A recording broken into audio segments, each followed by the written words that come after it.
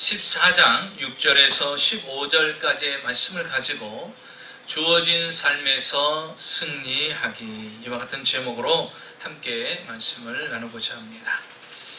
어떤 일을 당할 때 사람들은 세 종류의 것으로 판단하고 결정을 한다고 합니다. 그 첫 번째는 휴리스틱이라는 판단을 한다고 합니다. 휴리스틱 판단은 무엇이냐? 어떤 확률에 의해서 결정하는 것이 아니라 스스로의 어떤 경험을 토대로 해서 그 경험을 토대로 한 결정과 판단을 하는 것입니다. 예를 들어 이런 것입니다. 자신의 아버지가 담배를 유독히 피시는데 담배를 피면도 불구하고 90세 때까지 사신 거예요. 건강하게 사신 겁니다. 그래서 이 사람은 이렇게 생각합니다. 담배는 해로운 것이 아니라 그렇게 나쁜 것만은 아니다. 왜? 내가 보니까 우리 아버지는 90세까지 담배를 폈는데도 오랫동안 사시다가 건강하게 돌아가시더라는 것입니다. 이건 전적인 자기의 경험을 토대로 하는 것이지 확률적인 것을 토대로 하는 것이 아닙니다. 이렇게 경험을 토대로 해서 판단하고 결정하는 사람이 있습니다. 또 한 사람은 어떤 사람이냐? 알고리즘 판단을 하는 사람이 있어요. 알고리즘 판단은 어떤 것이냐? 논리적으로 판단을 합니다. 과학적인 판단을 하고요, 이성적인 판단을 하고 합리적인 판단을 합니다. 그래서 이런 사람들은 논리적이어야 돼요. 이런 사람들은요, 과학적이어야 됩니다. 이런 사람들은 이성적으로 타당해야 됩니다. 이런 사람들은 합리적으로 타당해야만이 그것을 선택할 수가 있는 것입니다. 그래서 이성적으로 맞지 않고 논리적으로 맞지 않고 합리적으로 맞지 않으면 절대 그것을 선택하지 않는 것이죠. 그래서 이런 사람들은요, 전문가의 의견들을 상당히 중요시 여기는 사람입니다. 세 번째로 판단하는 사람은 신앙적 판단을 하는 사람이 있습니다.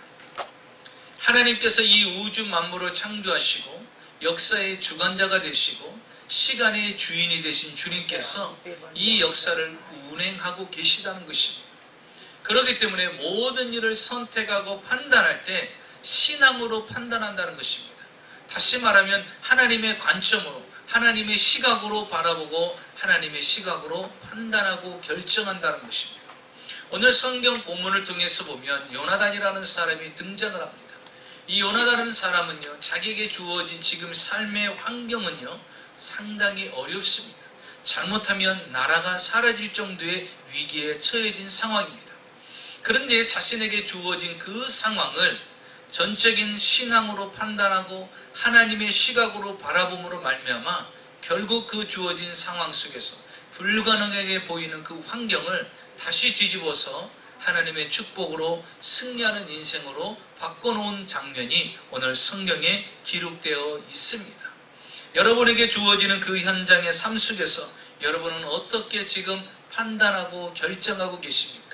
자신의 경험만을 의지하면서 판단하고 결정하고 계십니까?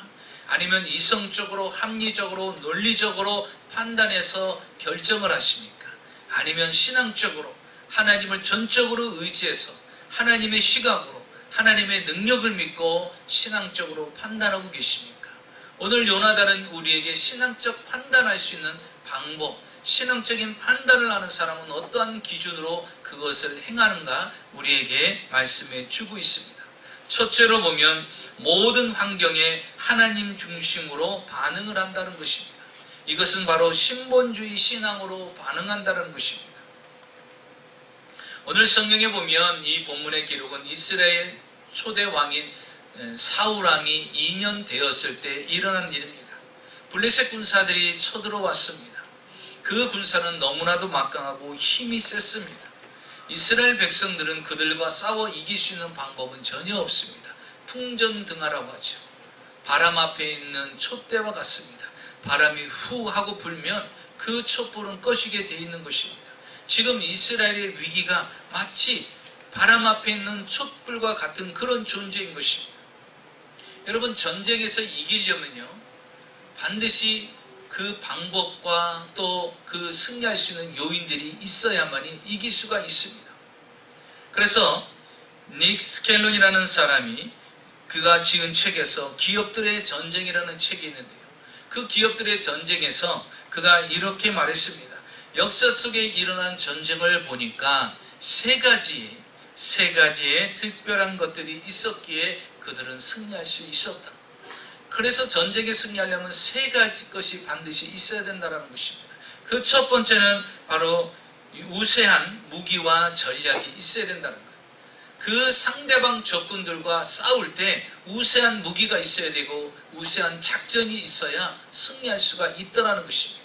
두 번째 승리할 수 있는 것은 그들보다 더 우세한 군인들이 있어야 된다는 거예요. 더 상대방보다 더 많은 숫자가 있어야 그들과 싸워 이길 수가 있다는 것입니다. 세 번째로는요, 강력한 방어 위치가 있어야 된다는 것입니다.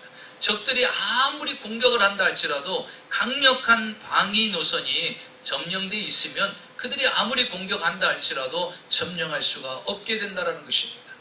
이렇게 전쟁에 이기려면 이 모든 세 가지를 갖춰야 전쟁에서 이길 수가 있는데, 지금 이스라엘과 블레셋이 전쟁을 치르는 과정에 지금 초대왕인 사울왕에게는요, 이런 것들이 아무것도 없는 것입니다.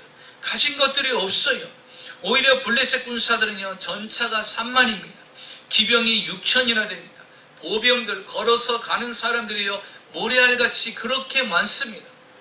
그렇기 때문에 그들과 상대한다는 것은 쉽지가 않아요. 얼마나 많은지 세 대를 나누어서 이스라엘을 협력해서 공격을 하게 됩니다. 그러나 반면에 사울왕은요, 그런 것들을 소유하지 못하고 있습니다. 무기를 볼까요? 그들이 가지고 있는 무기는요, 13장 22절에 보니까 칼 2자루 뿐입니다. 여러분, 이럴 때는 뭐라고 말하냐면요, 장난하냐? 이렇게 얘기하는 거예요. 네?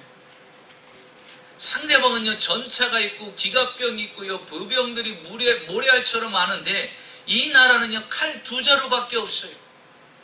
어떻게 그럴 수가 있을까? 칼 2자루밖에 있을 수가 없을까?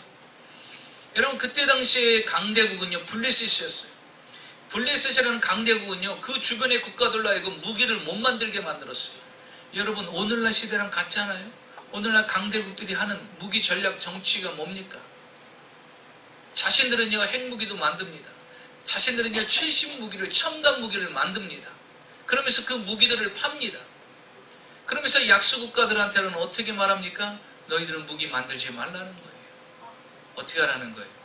우리 거 사라는 거잖아요. 예. 하지 말라는 거예요. 그래서 이스라엘은요, 무기를 만들지 못했어요. 그래서 칼 2자루입니다.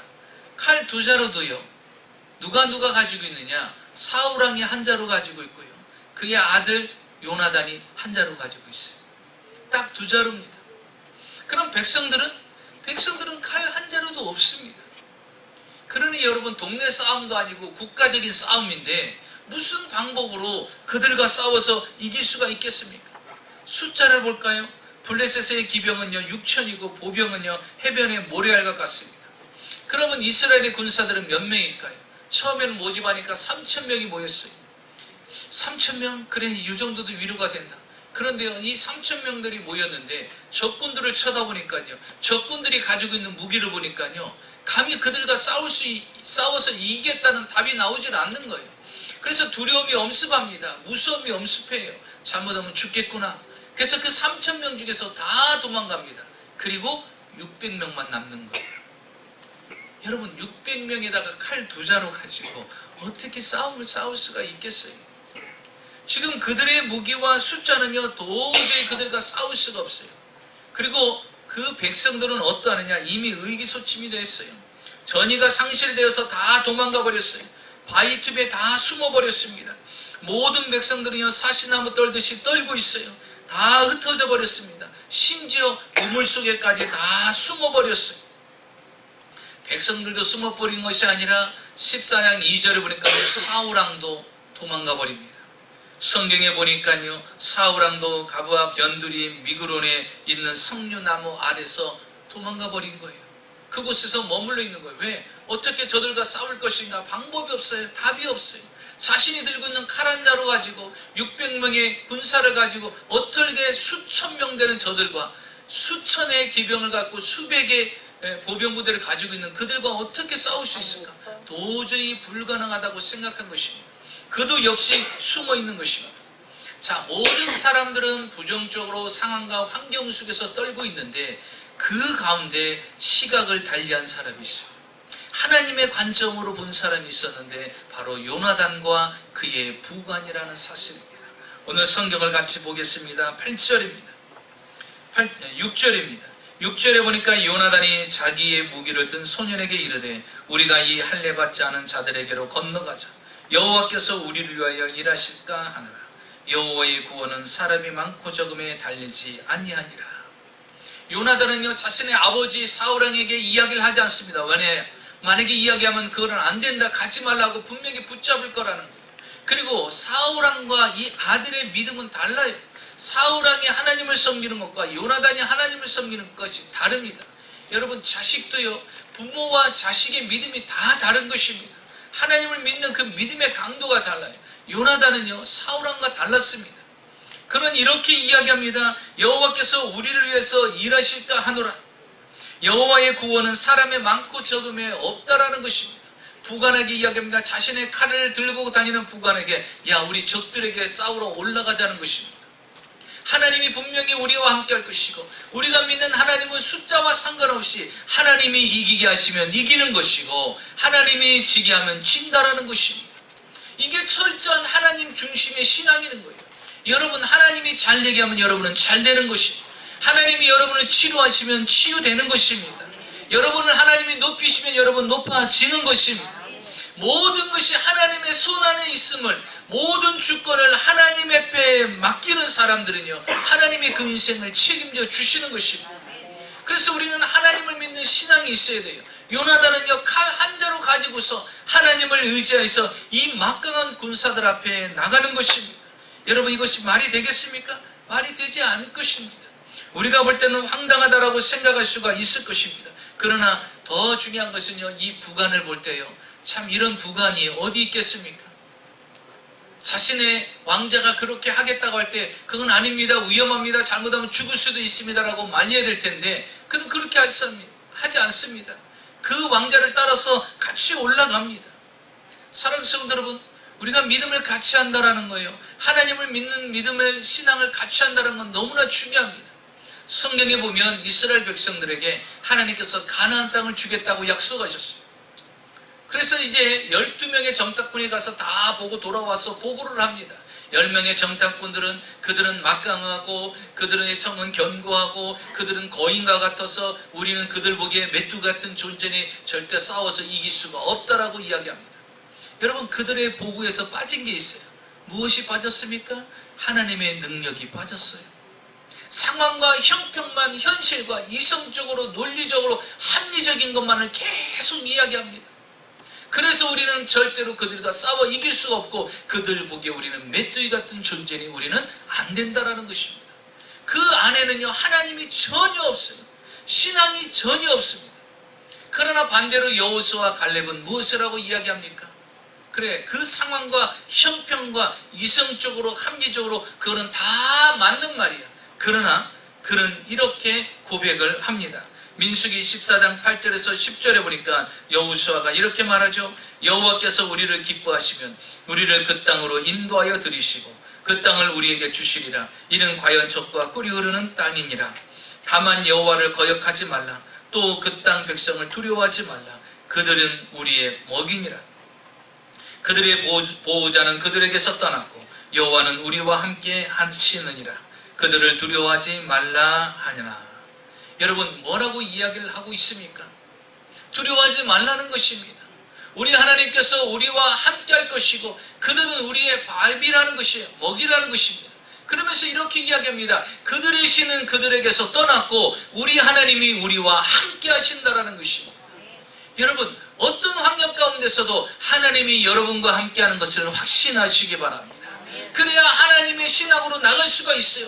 정말 하나님이 나와 함께 하는지, 하나님이 내 편 되시는지, 하나님이 우리 가정을 인도하시는지, 하나님이 내 직장을 인도하시는지, 하나님이 내 비즈니스를 인도하시는지, 하나님이 내 삶의 발걸음을 인도하고 계시는지, 하나님이 내 자녀들과 내 남편과 내 아내들의 삶을 주관하고 계시는지 아직도 희미하면 여러분 하나님의 역사를 볼 수가 없어요. 정확해야 됩니다. 하나님이 우리 가정을 주관하시고 내 삶을 주관하시고 내 숨쉬는 것조차 발걸음 하나조차도 주관하신다는 확신을 가져야 됩니다. 그래서 여호수아와 갈렙은 확신하게 말하는 거예요. 그들의 신은 떠났고 우리 하나님이 함께 하신다라고 확신해서 이야기합니다. 그랬더니 백성들이요, 이 좋은 말을 하는데요, 믿음의 말을 하는데 어떻게 합니까? 돌을 들었어요. 여호수아와 갈렙을 쳐서 죽이려고 합니다. 그때 어떤 일이 일어난 줄 압니까? 하나님의 영광이 그 해막 위에 다 덮어버리는 거예요. 그래서 그들은요 깜짝 놀랍니다. 돌을 들어서 여호수아와 갈렙을 죽이려고 하는데요, 하나님의 영광이 성막 위에 회막 위에 다 임재하는 거예요. 여러분, 믿음으로 살려가고요, 하나님을 의지하고요, 하나님을 신뢰하는 자는요 하나님이 지키시고 보호하는 걸 믿으시기 바랍니다. 그래서 여러분, 하나님을 표현해야 돼요. 하나님을 고백해야 돼요. 그러면 하나님께서 여러분이 바라는 대로, 여러분이 선택하는 대로, 여러분이 결정하는 대로 이루어 주신다라는 것이. 그래서 요나단은요 하나님의 관점으로 믿음으로 나갑니다. 두 번째로 보니까요, 없는 것보다 있는 것으로 집중해야 된다는 것을 우리에게 말하고 있습니다. 백성들은요 블레셋의 군사들을 보고서 도저히 저들과 싸워 이길 수가 없다. 왜? 저들은 가진 것이 너무나 많아요.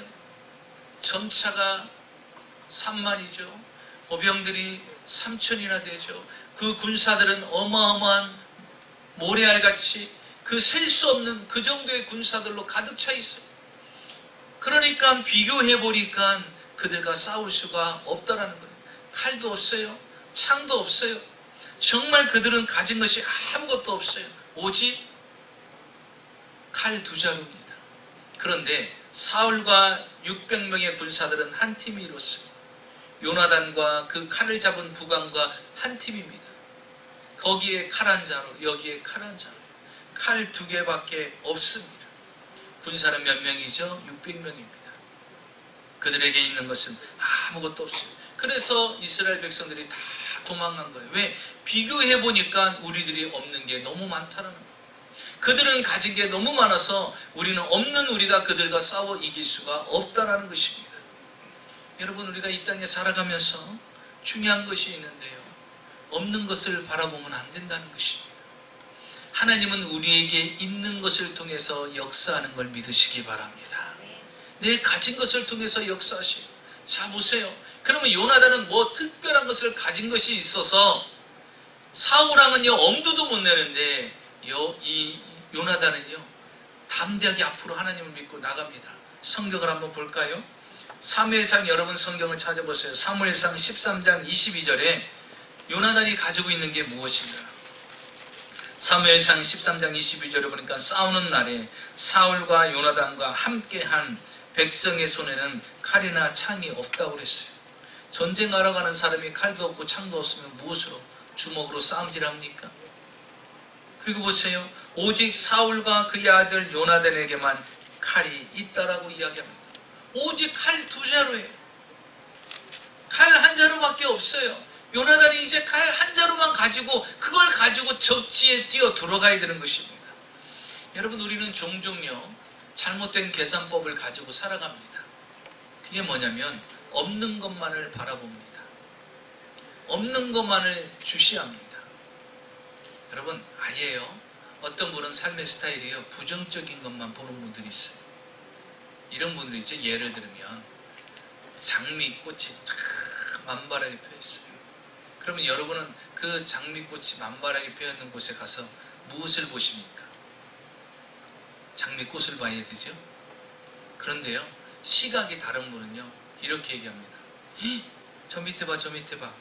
개똥 봐, 개똥. 개똥 봐, 개똥. 아니, 왜 장미밭에 와갖고 개똥을 봅니까? 그리고서 그는 뭐라고 말합니까? 에이, 개똥 봐. 장미는 눈에 안 들어왔고 뭐만 본 거예요? 개똥만. 장미꽃밭에 개똥만 보고 가는 거예요. 여러분, 시각을요 거기다 두지 말고 꽃에만 두면요 얼마나 아름답습니까? 분홍도 있고 빨강도 있고 하얀 것도 있고, 야, 참 이쁘다, 아름답다, 이렇게 볼 수가 있잖아요. 그런데 개똥만 보고 가는 거예요. 네, 시각이 다른 거예요. 그러니까 있는 것을 보지 않고요 없는 것만을 보는 것입니다. 그래서 없는 것을 보니까요, 이렇게 얘기합니다. 나는 돈도 없고, 나는 배운 것도 없고, 나는 능력도 없고, 나는 외모도 그렇게 아름답지도 않고, 나는 나이도 많아서 나도 늙었고, 계속 없는 것만 이야기합니다. 나는 능력도 없고, 이렇게 이야기를 하는 거예요. 여러분, 우리 주님은요, 어느 곳에도 너의 없는 것에 집중하라고 말씀하고 있지는 않습니다. 여러분, 하나님은요, 우리의 없는 걸 가지고 사용하지 않습니다. 성경을 잘 읽어보세요. 하나님은요, 우리에게 있는 것을 통해서 역사해 주신다는 것이죠. 그리고 우리의 있는 것을 가지고 사용해 주신다는 것입니다. 여러분, 요나단은 무엇을 가지고 있어요? 칼 한 자루 가지고 있어요. 그거 하나고 가지고 가는 거예요. 또 그에게 하나가 있어요. 충성된 부관이 있습니다. 성경을 한번 보겠습니다. 7절입니다.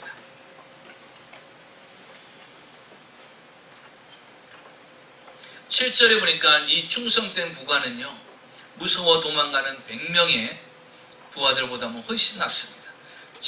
7절에 보니까 이 부관이요, 이렇게 이야기합니다.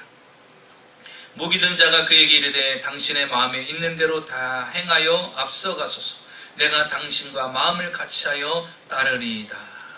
왕자님, 원하시는 대로 다 가십시오. 그러면 내가 뒤에 따라가겠나이다. 이렇게 이야기합니다.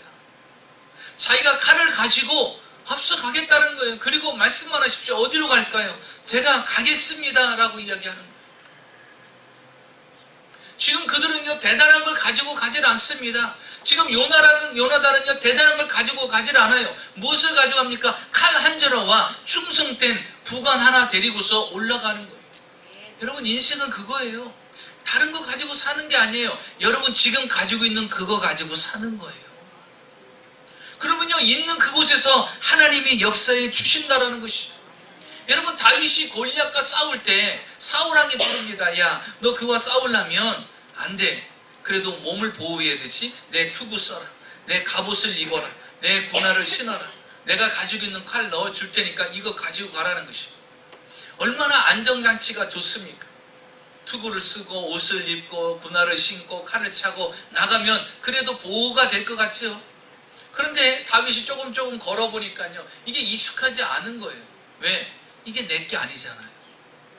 여러분, 그래서 우리는요, 내 거 아닌 것에는요, 관심을 갖지 말아야 돼요.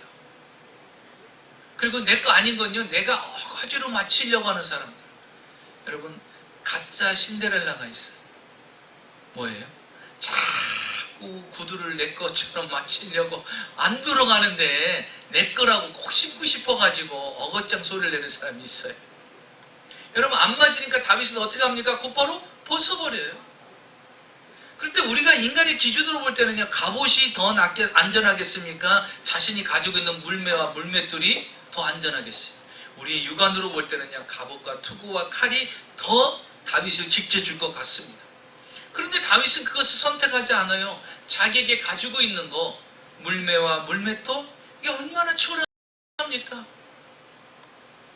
이거 아무것도 아닌 것 같잖아요. 이걸 가지고 뭘 할 수 있어요? 하나님, 다른 사람은요, 저 권사님은, 저 집사님은 이것도 주시고 저것도 주시고 이것도 주셨는데 왜 저한테는 물맷돌과 물매만 주십니까? 이거 가지고 뭘 하라고요?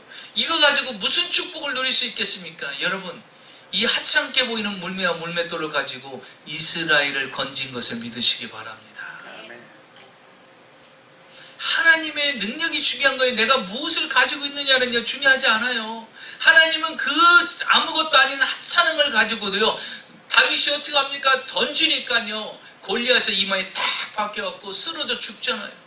그리고 나서 이스라엘을 구원하게 됩니다. 여러분, 내 걸 가지고 나가면요, 하나님이 역사해 주십니다. 못 배웠어요? 못 배운 대로 사는 거예요. 그러면 그 못 배운 가운데 하나님이 역사하십니다. 내가 돈이 없어요? 돈이 없으면 돈이 없는 대로 하나님은 그 가운데 또 역사해 주신다라는 거예요. 내가 능력이 부족합니까? 능력이 없으면요, 없는 대로 하나님은 또 그 가운데 역사해 주신다라는 것입니다. 그런데 우리의 시선이 어디에 꽂히면 안 되느냐? 없는 것에 집중을 하면 안 된다는 거예요. 있는 것을 가지고 나가야 됩니다. 여러분, 모세가 그랬잖아요. 너 이스라엘의 지도자가 되어야 된다. 이스라엘을 구원해야 된다 그랬어요.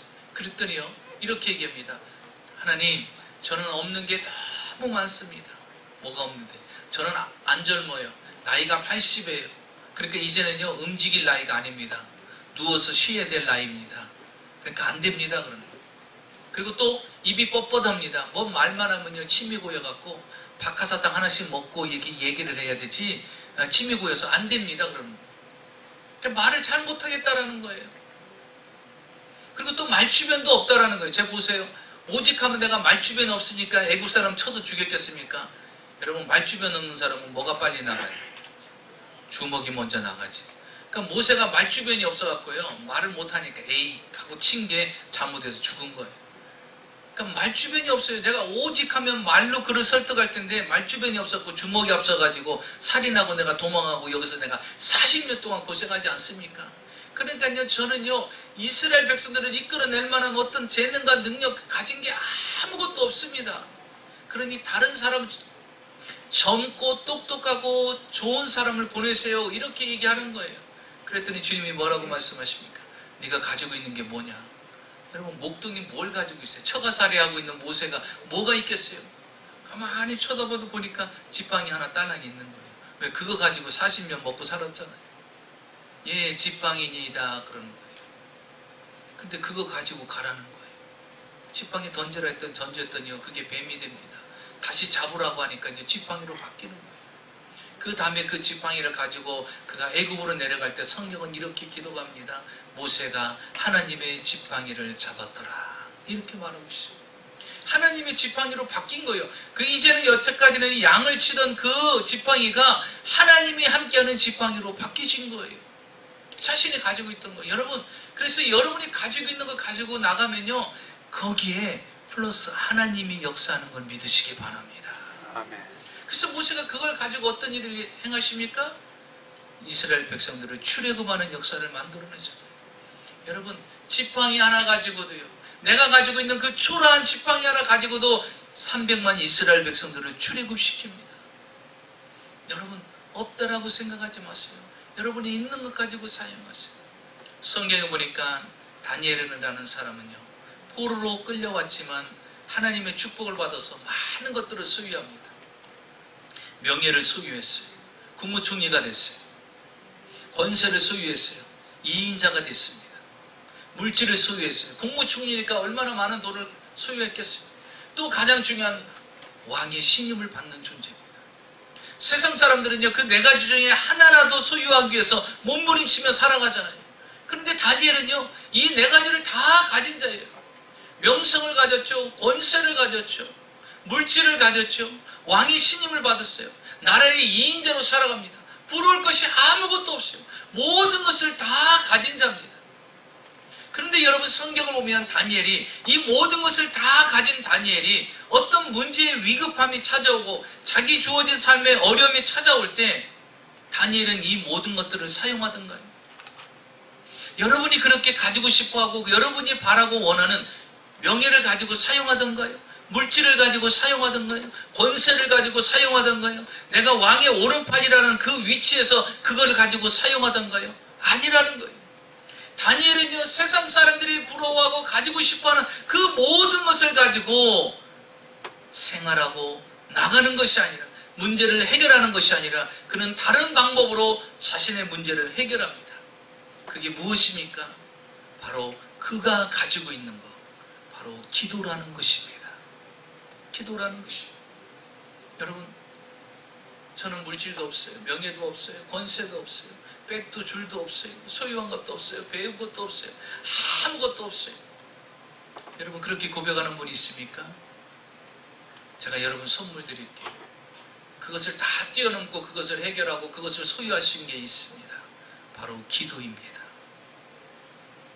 여러분 기도는 하실 수 있잖아요. 기도는 하실 수 있잖아요. 여러분 다른 건 다 없어도 기도할 수 있는 힘만 있고 기도할 수 있는 입술이 있으면 그것을 뛰어넘을 수가 있는 것입니다. 우리가 생각할 때는요 다른 그 모든 것을 가지고 문제를 풀을 수도 있어요. 다니엘은. 그런데 다니엘은 그것은 문제를 풀지 않습니다. 왜? 그것은 부분적인 거라는 거예요. 100% 완벽하게 해결될 수가 없는 거예요. 영원히 해결될 수가 없는 거예요. 그래서 다니엘이 선택한 것이 무엇입니까? 기도라는 것이. 하루에 3번씩 기도했더니 어떤 일이 일어났습니까? 자기를 죽이려고 모함하던 사람들이 죽는 역사가 일어나고 사자굴에 들어갔음에도 불구하고 살아서 나오는 역사를 체험하지 않습니까? 여러분 가지고 있는 것이 무엇입니까? 특별한 것을 소유하려고 하지 마십시오. 여러분 기도 하나만 가지고 있어도 모든 것들이 해결되는 것을 믿으시기 바랍니다. 그것을 소유할 수 있어야 돼요. 기도할 수 있는 입술만 있어도, 기도할 수 있는 힘만 있어도, 기도할 수 있는 믿음만 있어도 여러분 절대로 초라한 인생으로 살아가지 않게 되는 것입니다. 그는요 다른 것이 아니었어요. 자신의 칼 하나, 이 칼은요 그냥 칼이 아닙니다. 하나님이 함께하는 칼이라는 사실입니다. 그래서 여러분 없는 것에 집중하지 마시고 있는 것에 집중하십시오. 여러분 우리에게는 기도가 있어요. 그 기도로 문제를 풀어나가는 여러분이 되시기를 주의 이름으로 축원합니다. 셋째로 보니까 이성이 아니라 믿음으로 나가야 된다는 것입니다. 이성은 우리에게 주신 축복입니다. 그러나 문제는 이성을 절대화하는 것이 문제라는 거예요. 이성을 하나님의 자리에 올려놓는 것이 문제라는 것입니다. 왜 이성을 하나님의 위로 올려놓으면 안 되는가? 이성으로 생각하고 판단하고 계산해 봤을 때 안 맞으면 안 합니다. 그런데 하나님을 이성 위로 놓으면요 이론적으로 상식적으로 논리적으로 안 맞아도 하나님이 하시면 된다라고 믿고 나갈 수가 있게 되는 거예요. 그런데 하나님보다 이성이 위에 서 있어 버리면요 아무리 내가 하나님을 믿음에도 불구하고 논리적이고 상식적이고 과학적이고 이론적이고 경험적으로 안 맞으면 행하지 않는 거예요. 그러니까 이렇게 얘기합니다. 목사님 그거 기도한다고 되나요? 왜? 자기가 볼 때는 이론적으로 그거는 기도해서 될 일이 아니거든. 상식적으로 기도해서 될 일이 아니거든. 합리적으로 판단해 볼 때는 기도해서 안 되거든요. 과학적으로 의학적으로 봐도요 기도하면 안 되는 거거든요. 기도해도 되질 않는 거예요. 그러니까 합리적, 이성적으로 위에 있는 사람은요 하나님의 능력을 믿지 못합니다. 그래서 우리는요 이성을요 하나님 아래 두어야 되는 것입니다. 좋은 예가 뭐냐면요 우리 주님께서 베스다 광야에서 복음을 전파하는데 해가 저물어 가는 거예요. 그들에게 먹을 걸 주고 싶은 거예요. 그래서 주님께서 제자들을 불러가지고 너희들에게 먹을 것이 있는가 찾아봐라 그랬어요. 그때 2명의 제자가 반응을 합니다. 그 첫째가 빌립이라는 사람. 빌립이 와서 이렇게 얘기합니다. 이 사람은요 상당히 이성적인 사람, 상당히 논리적이고 합리적인 사람이에요. 여러분 하나님 앞에서는요 이성적이고 논리적이고 합리적인 사람이요 가장 무식한 사람입니다. 가장 무식한 사람. 왜? 그게 방해가 되기 때문에. 빌립이 뭐라고 말합니까? 너희들에게 먹을 걸 주어라 그랬어요. 찾아오라 그랬어요. 그랬더니 빌립이 이렇게 얘기합니다. 주님 이곳은 빈들입니다. 다시 말하면 사막에서 어디 먹을 걸 찾을 수가 있겠습니까? 얼마나 논리적으로 상식적으로 이론적으로 이성적으로 타당한 말이잖아요. 빈들인데 뭘 먹을 걸 찾을 수 있겠어요? 잔디만 수두룩하고 모래만 수두룩한 그곳에서 무엇을 먹을 걸 찾을 수 있겠어요? 또 이렇게 얘기합니다. 해가 저물어 가고 있습니다. 어둡습니다. 그러는 거예요. 해가 저물어 가는데 어디서 이미 가게들은 다 문을 닫았을 것이고 그러니 어디 가서 무슨 음식을 찾아올 수 있겠습니까? 혹시 문이 열려있다 할지라도 세 번째 뭐라고 말합니까? 돈이 200데나리온의 돈이 필요합니다. 그러는 거예요. 얼마나 빌립이 계산이 빠릅니까? 벌써 딱 눈으로 한 바퀴 싹 돌고요. 돈이 200데나리온의 돈이 필요하겠구나. 얼마나 논리적이고 이성적이고 합리적이고 대단한 판단력입니까? 그때 우리 주님이 기가 막히다 너 어떻게 그렇게 생각이 빨리 돌아가냐? 어떻게 머리 회전이 빨려가냐? 그러면서 머리도 안수하시고 이 지혜가 계속될지어다. 뭐 이렇게 축복했나요? 그런 책 안 나왔어요. 주님은요 그 말에 무시해버립니다. 그리고 그 안드레가요 갑자기 뭘 하나 이렇게 들고 오는 거예요. 주님 제가 돌다 보니까요 어린아이가 도시락이 하나 있어요. 미처 점심 때 먹어야 될 도시락을 못 먹었습니다. 보리떡 5개, 물고기 2마리. 이거 얼마나 되겠습니까? 그런데 가지고 왔습니다. 여러분 하나님은요 계산적인 사람과 상대하지 않고요 믿음으로 나오는 자를 상대합니다. 그래서 논리적인 거, 이성적인 거, 상식적인 거 이야기하면요 주님은요 침묵을 하고 있어요. 그런데 믿음으로 고백하고 믿음으로 기도하면요 하나님이 반응하는 걸 믿으시기 바랍니다. 그래서 안드레가 가지고 왔어요. 그랬더니 주님이 그 보리떡 5개, 물고기 2마리, 이게 얼마나 되겠습니까? 이거 아무것도 없잖아요. 가치가 없잖아요. 그런데 여러분, 우리 주님은 어떤 분이나 있는 것을 통해서 역사하신다는 거예요. 그래서 여러분이 가진 것이 아무리 작아도요, 있는 걸 가지고 기도하고 있는 걸 가지고 주님 앞에 나오면 주님이 역사하면 이게 어떤 일이 일어납니까? 2만 명 먹고도 12바구니가 남는 역사가 일어난다라는 거예요. 그래서 여러분, 이성이 앞서면요, 하나님의 역사를 체험하지 못해요. 믿음으로 나가야 되는 것입니다. 여러분, 오늘 성경을 보십시오. 이스라엘 백성들은요, 이성적으로 생각하니까 우리는 저들과 싸워 이길 수가 없다. 왜? 숫자 싸움으로도, 무기를 볼 때도 이길 수가 없어요. 그러니까 포기하고 그들은 도망가는 것입니다. 그런데 요나단과 이 부관들은 보십시오. 이성으로 반응하지 아니하고 믿음으로 반응합니다. 성경을 같이 보겠습니다. 8절입니다. 8절에서 10절까지 보는데요. 8절에 보니까 요나단이 이르되 보라 우리가 그 사람에게로 건너가서 그들에게 보이리니 그들이 만일 우리에게 이르기를 우리가 너희에게로 가기를 기다리라 하면 우리는 우리가 있는 곳에 가만히 서서 그들에게로 올라가지 말 것이요 그들이 만일 말하기를 우리에게로 올라오라 하면 우리가 올라갈 것은 여호와께서 그들을 우리의 손에 넘기셨으니 이것이 우리에게 표징이 되리라 하고. 이 말은 뭐냐면요, 기드온과 그 칼을 잡은 부관과 이렇게 얘기합니다. 야, 우리가 이제 저들에게 우리 둘이 이렇게 숨어 있다가 딱 몸을 드러내자. 우리 여기 있다 하고 몸을 드러내자는 거예요. 그러면 블레셋 군사들이 볼 거 아닙니까? 그러면 블레셋 군사들이 뭐라고 대답하느냐에 따라서 그 결과에 따라서 하나님의 뜻인 줄 알고 나가자는 거예요. 그러니까 여러분, 블레셋 사람들이 어떻게 반응할지는 몰라요. 그런데 둘이 앉았다가 숨어있다가 싹 나타나서 우리 여기 있다 하고 딱 보여줬을 때 만약에 블레셋 군사들이 너희들 거기 있어, 우리가 내려갈 테니까 너희들 꼼짝 말고 거기 있어, 이놈들 어디 여기가 어딘 줄 알고 여기로 올라와 하고 기다려 있어, 우리가 내려갈 테니, 그렇게 이야기하면 우리는 어떻게 한다? 가만히 내려올 때까지 기다린다는 거예요. 그런데 블레셋 군사들이 예외의 대답을 할 수 있어요. 야야 올라와라, 올라오면 내가 좋은 거 보여줄 테니까 올라와라. 이렇게 이야기를 하면 이것은 하나님 뜻인 것을 믿고 하나님이 블레셋을 우리에게 붙였다는 걸 믿고 우리가 앞으로 나가자는 거예요. 그러니 여러분, 이 두 사람이 숨어 있다가 딱 고개를 내밀었을 때 블레셋 사람들이 무슨 얘기를 할까? 우리는 모르는 거예요. 그래서 여러분, 우리가 인생을 살아가면서요, 사람이 말하는 거, 우리가 말 하나 듣는 것조차도요 그냥 넘겨서는 안 됩니다. 거기에는 하나님의 주권이 있는 걸 믿으시기 바랍니다. 그들이요 뭐라고 이야기하냐면 내려갈 수 있죠. 보통 일반적으로 반응이에요. 적군이 나타나면 어떻게 합니까? 내려가서 그 적들을 쳐 죽이는 것이잖아요. 그런데 내려오질 않습니다. 거꾸로 이야기합니다. 올라와라 그럽니다. 올라오라고 이야기하는 거예요. 이 말은 뭐예요? 하나님의 뜻이다 라고 믿는 거예요. 그래서 이 두 사람이요 올라갑니다.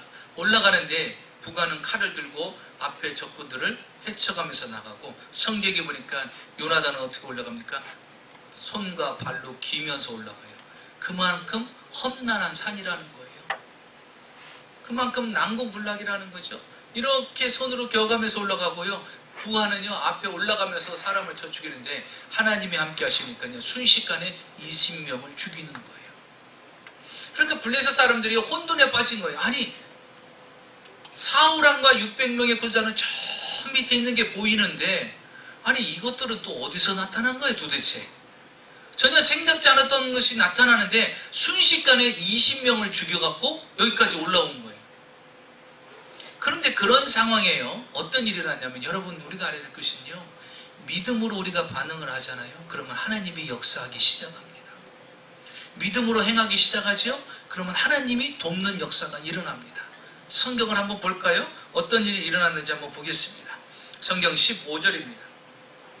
15절에 보니까 들에 있던 진영과 모든 백성들이 공포에 떨었고 부대와 노략군들도 떨었으며 땅도 진동하였으니 이는 큰 떨림이었더라. 갑자기 지진이 나기 시작하는 거예요. 그러면서 떨리기 시작합니다. 혼돈에 빠지기 시작하는 거예요. 여러분, 칼 잡은 사람 하나, 지금 손과 발로 겨워가면서 올라오는 사람, 여러분 이게 이 광경을 한번 보세요. 이게 전쟁입니까 뭡니까? 그런데요, 요나단과 칼을 가진 사람은 하는 게 아무것도 없어요. 하나님이 직접 그곳에 역사하시잖아요. 지진이 나기 시작하는 거예요. 떨림이 일어나기 시작합니다. 그러면서 성이 무너지기 시작하고요. 서로 혼란 가운데 빠지니까요, 이제는 이성을 잃게 되는 거예요. 그래서 이게 적군인지 악군인지 구분이 안 되는 거예요. 그러니까 어떤 일이 일어납니까? 서로 우선 내가 살아야 되니까 상대방을 먼저 찔러야 되는 거예요. 그러니까 찔르는데요, 블레셋 군사들끼리 서로 찔르기 시작합니다. 그러니까 저게 내 친구 찔러 죽이네, 우리 팀 죽이네. 그러니까 서로 그 사람을 공격하는 거예요. 이 사실을 알고요, 사울왕이 600명의 군사를 거느리고 올라옵니다. 그리고 숨어있던 백성들이 다 나옵니다. 나오면서 협공을 해갖고 공격을 하기 시작합니다. 결국은 블레셋을 물리치고 승리를 거두게 되는 것입니다. 여러분, 칼 2개 가지고 승리를 거두는 장면이에요. 있을 수 있는 일입니까? 그런데 이거는요, 하나님 안에서는 가능하다는 사실이에요. 하나님 안에는 가능하다는 사실. 그래서 여러분, 우리는요, 이성적으로 판단하고 이성적으로 결정하면 안 됩니다. 믿음으로 결단할 수 있어야 돼요. 믿음으로 나갈 수 있어야 돼요. 여러분, 주일 성수도 믿음으로 하는 거예요. 기도도 믿음으로 하는 거예요. 11조도 믿음으로 하는 거예요. 충성하고 봉사하고 헌신하는 것도 믿음으로 하는 거예요. 사람 보여주기 위해서, 사람에게 인정받기 위해서, 사람한테 칭찬받기 위해서 아니에요. 여러분 믿음대로예요. 그래서 성경은 말씀하시죠. 내 믿음대로 될지어다. 여러분이 믿음대로 행하는 대로 하나님은 역사하시고 갚아주시고 축복해 주시는 거예요. 칼 한 자루만 가졌지만 그래도 내가 믿는 하나님은 내가 비록 칼을 한 자루 갖고 있지만 반드시 이기게 해 주실 거라는 거예요. 제가 사역을 하는데 한 집사님이 저에게 찾아왔어요. 목사님, 제가 유치원을 하나 사야 되겠습니다. 그러는 거예요. 그래서 제가 돈이 있어요? 그랬더니 아니요. 근데 돈도 없는데 어떻게 사요? 요나단처럼 칼 한 자루밖에 없는 사람이. 지금 신도시가 건설이 되는데 아파트는 다 완공이 됐고 그 아파트 안에 한국은 그 아파트 단지 안에 항상 유치원들이 있어요.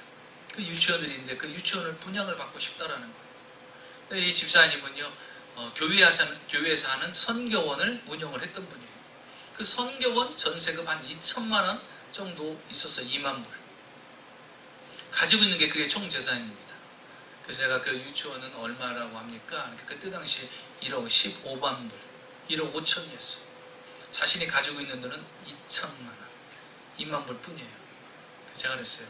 집사님, 그 돈으로 2천만 원 가지고 1억 5천만 원짜리, 15만 원짜리 살 수 있어요? 없어요? 없지요. 대답은 잘해요. 그럼 어떻게 사시려고요? 그랬더니 이분이 하신 말씀, 하느님이 계시잖아요. 저는 이런 사람들이 최고 무서워요. 도대체 무슨 배짱으로 이렇게 대답을 하지? 저는 또 그렇게 믿음을 가지라고 또 말씀을 해놓고 그렇게 또 다가오는 사람은요, 깜짝깜짝 놀랍니다. 진짜 믿음으로 나오니까. 그러면서 기도해 주세요. 왜요? 제가 40일을 기도할 겁니다. 새벽에 작정해서. 그 유치원을 얻기 위해서. 그러니까 아니, 돈도 없다며 무슨 방법으로 얻더니, 그러니까 그 방법을 찾으려고 기도하는 거잖아요. 목사님, 기도해 주세요. 그래서요, 제가 40일 동안 더 긴장하는 거예요. 왜? 그분이 응답이 돼야 되잖아. 기도를 안 들었으면 모를까 기도를 저한테 기도 제목을 줬잖아요. 그래서 그때부터 기도를 하기 시작합니다. 새벽 예배 안 빠지고, 빠졌으면 좋겠는데 한 번도 안 빠지고 40일을 나와. 아프지도 않아. 비와도 오고 눈와도 와. 근데 돈은 2천만 원밖에 없는데 15억짜리를 1억 5천짜리를 산다니 이게 말이 안 되고요. 능력도 안 되는데. 그러니까 얼마나 간절히 기도했겠어요. 정말 40일을 한 번도 안 빼놓고요, 축복 기도를 해줬어요. 안수 기도를 해줬어요. 방법이 없으니까 하나님이 해야 됩니다. 그런데 한 20일 됐는데요, 갔다 왔대요. 어디를. 그래서 어디요? 그러더니 분양사무소를 갔다 왔대요. 갔다 왔는데요, 코가 쭉 빠져갖고 왔어요. 낙심이 었어요. 아니, 왜요 집사님? 그랬더니 자기가 가갖고서 그걸 자기가 사겠다고 분양 받겠다고 했대요. 그랬더니 이분들이 친절하게 막 커피도 타주고 어디서 오셨냐고 하면서 막 하더래요. 그러면서 그러면 계약서까지 다 갖고 왔고 하더래요. 그래서 얼마 계약금 것이냐지 그랬더니 예, 2천만 원은 일단 있잖아요. 예, 2천만 원 하겠습니다. 그래요. 2천만 원씩 이렇게까지 안 하셔도 되는데 뭐 10%만 해도 되고 그러는데 괜찮다고 그런 거예요. 근데 나머지 돈은 어떻게? 근데 나머지 돈은 아직 없는데요. 그러니까 이 사람들이 당황하는 게 눈 동그랗고 이게 뭐 미친 여자가 왔나 이런 식으로 쳐다보더라는 거예요. 그래서 나머지 돈은 어떻게 그러냐고. 아니 일단 제가 유치원에 입주해서 그 뒤부터 돈을 갚아드릴 수가 있습니다. 반드시 갚아드릴 수 있습니다. 그러는 거예요. 아니요, 여기는 그렇게 하는 게 아니에요. 돈을 다 주고 들어오는 데입니다. 뭘 모르셔서 그런 것 같은데 돈이 없으면 이걸 살 수가 없는 겁니다. 그러니까 이 집사님이 갑자기 이런 생각이 들대요. 3개월에 한 번씩 나눠서 3천만 원씩 3천만 원씩 이렇게 나눠주면 안 되겠느냐 그렇게 얘기했더래요. 그래서 여기는 우리는 그렇게 필요 안 해요. 왜 큰 건설업체인데 무슨 그렇게 돈을 찔끔찔끔 받겠어요. 우리는 그렇게 안 하고요. 돈 다 1억 5천 주고 들어오는 사람 받을 겁니다. 그러니까 이 집사님은요 방법이 없으니까 그가 빠져가지고 새벽에 나오는데요. 그날따라 기도가 약하는 거예요. 왜 그러냐 그러니까요. 그 사람들이 안 된다고요. 그래서 제가 그랬어요. 집사님 아직 20일 더 남았잖아. 20일 기도해보고 결론을 내려야지. 아니 처음 가졌던 믿음 다 어디 갔냐고. 왜? 현실로 들어보니까 안 된다고 하니까 그 사람이 총 책임자라는 거. 책임자가 안 된다고 하는데 무슨 방법이 있겠어. 40일을 기도하고 갑니다. 그런데요 30일째 또 가는 거예요. 궁금해서. 근데 중요한 것은요 유치원을 사겠다고 찾아온 사람은요 지금까지 아무도 없는 거예요. 이 집사님밖에 없는 거예요. 그러니까 문제는 뭐냐, 이 분양하는 책임자가 고민에 빠진 거예요. 왜? 저거부터 분양이 돼야 이 아파트에 유치원이 분양됐으니까 이 집에 오면 바로 유치원에 아이들이 들어갈 수 있습니다 라는 홍보가 되면 이쪽으로 사람들이 분양하는데 쉽게 될 수 있는 거예요. 그러니까 유치원이 제일 먼저 나가기를 원하는 거예요. 근데 사겠다고 오는 사람은 한 사람도 없고 이상한 방식으로 사겠다고 하는 여자 한 사람이 딱 와 있는데 이거를 줄 수도 없고 어떻게 할 수도 없는 거예요. 그런데 계속 한 달이 지나도 한 사람도 안 오고 이 사람만 계속 와서 어떻게 안 되겠나요? 어떻게 안 되겠나요? 매일 그러고 있는 거예요. 그러니까 이 사람도 고민에 빠진 거예요. 40일 기도를 마쳤습니다. 그리고 담대한 마음으로 이분이 갔어요. 제가 반드시 약속드립니다. 2천만 원 드리고 3개월 뒤에 3천 드리겠습니다. 그리고 3개월 뒤에 3천 드리고 3개월 뒤에 3천 드리겠습니다. 만약에 그 돈을 못 갚으면 우리는 곧바로 나가겠습니다. 딱 그랬대요. 그러니까요 이 사람이 갑자기 마음이 녹여졌는지 정말 그렇게 할 수 있어요? 아니 그리고 아직 입주도 안 됐어요. 아이들도 없는데 아이들 원화를 어떻게 모집하려고 합니까? 그런 건 내가 할 일이니까 그거 신경 쓰지 마시라고. 대신 반드시 내가 3개월 뒤에 3천 계속 주겠다는 거예요. 그러면요 한 1년 아니면 다 갚는 거예요. 근데 이분이 기도를 하고 시작하는데요. 이제 책임자가 기분이 좋았는지 유치원 시설을 딱 설치해 주기 시작해요.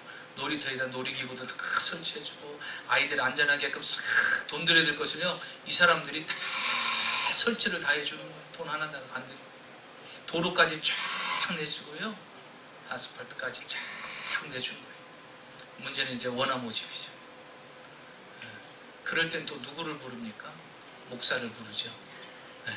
목사님 보세요. 왜요? 아무도 없어요. 원생은 120명이 와야 됩니다. 아니 이곳에 지금 입주도 안 됐는데 어디서 120명이 와요?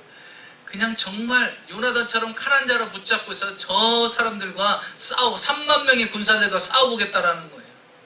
기도를 합니다. 하나님 방방마다 교실마다 아이들로 가득 채워주시옵시고 사방팔방에서 소문이 나서 몰려오게 하여 주시옵소서. 그리고 기도를 매같이 지나갈 때마다 기도하고 들려서 기도하고 오늘은 몇 명 모집했습니까? 계속 물어봅니다. 그런데 여러분 어떤 일이 일어난 줄 압니까? 한 달 만에 120명이 모집이 됐어요. 이럴 때는 놀래야 돼요. 안 놀래면 제가 당황을 하거든. 이 정도 가지고도 안 놀래면 도대체 어느 거 가지고 놀래나. 한 달 만에 120명의 원화가요 다 채워진 거예요. 그때 당시 390 받았어요 아이들한테. 그러니까 어떻게 됩니까? 120명이면 계산 빠른 분들 3천 600만 원이죠? 네. 3만 6천 원. 그러니까 매달 뭐라 그랬어요? 3개월에 3,000불씩 준다고 했으니까 돈이 남는 거예요. 3개월에 3만 불 만드는 거 이제 껌이 돼버린 거지. 네. 그래서 만 불씩 모았고 3개월 되면요 3만 불을 딱 맞고 딱 갖다 줍니다. 절대 시간 어기지 않아요. 미리 어느 때는요 하루 전에 갖다 줘. 기분 좋게. 네. 그렇게 딱 갚아줬어요. 그리고 나서 결국 딱 1년 안에 다 갚아버리고 자기 거로 등록하고 사인이 딱 돼버립니다. 여러분 그걸 사갖고서요 지나니까 5년 뒤에 그게 얼마 된 줄 압니까? 여러분 한국 부동산 시장 알죠? 5년 뒤에 그게요 100만 불짜리가 됐어요. 이것도 안 놀래. 우리 교인들은 도대체 얼마 금액을 얘기해야 좀 놀라는 척을 하는지는 모르겠어. 100만 불이 됐어요.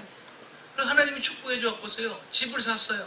아파트를 크게 샀는데요 그것도 100만 불을 주고 샀어요. 그러니까 이 집사님은요 이제는 100만 불 아니면 별로 상대를 안 하는 스타일이 돼버린 거예요. 2천만 원짜리 인생이 이제 100만 불 아니면 상대를 안 하는 위치까지 하나님이 한순간에 올려놓더라는 거예요. 그게 뭐냐면요 내 믿음대로 될지어다예요. 여러분 이상으로 판단하고 계산하다가 아무것도 한 발도 내딛지 못합니다. 여러분 기도부터 시작하십시오. 믿음으로 발을 내딛으십시오. 하나님이 역사하십니다. 오늘 여러분 하나님께서 우리 삶 속에 주어진 환경에서 우리는 승리하기를 원합니다. 여러분 이성으로 판단하고 결정하지 마시고 믿음으로 행하시기 바랍니다. 여러분 믿음으로 행하면 하나님이 그 뒤에 일을 책임져 주시는 걸 믿으시기 바랍니다. 기도하겠습니다. 오늘 말씀 생각하시면서 우리 한 목소리로 기도하겠습니다.